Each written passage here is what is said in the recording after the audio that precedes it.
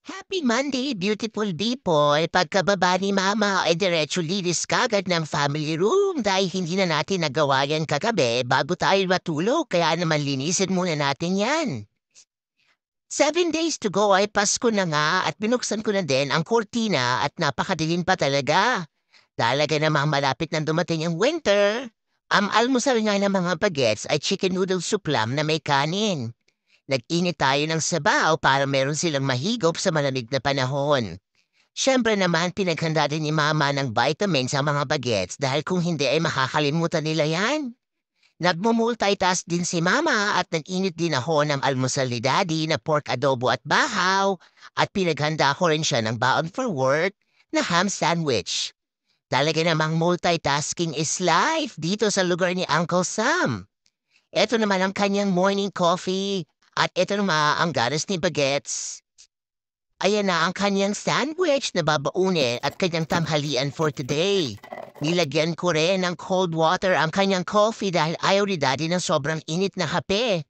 Siyempre naman si Mama naghugas din ang pinagamitan sa kusina bago tayo pumasok sa trabaho dahil ayaw talaga natin ng kalat. Pagkatapos ko silang asikasuhin, ay nagtimpla na tayo ng ating morning coffee at nagluto ma tayo ng sunny side up egg na aking almusal for today. Nag-toast na rin tayo ng ating keto bread at ready na yan after few minutes kaya naman let's enjoy our breakfast.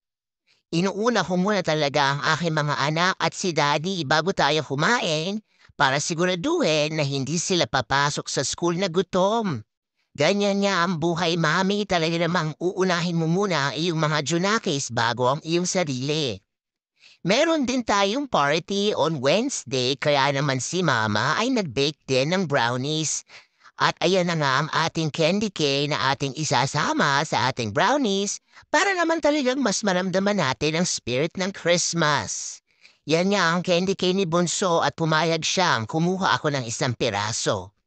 After 40 minutes ay ready na ang ating brownies at talaga namang napakabango at napakasarap nito.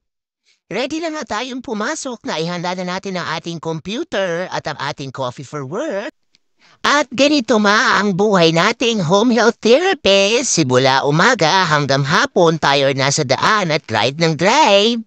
12:00 na at nakaramdam na tayo ng gutom at wala tayong baon for today kaya naman uminom na lang tayo ng kape at kumain ng kasoy. Eto nga ang aso ng aking pasyente na si Spot at Pepper at nagpa-picture muna syempre si Mama. Hinatid ko rin ang aking pangaray sa kanyang doctor's appointment.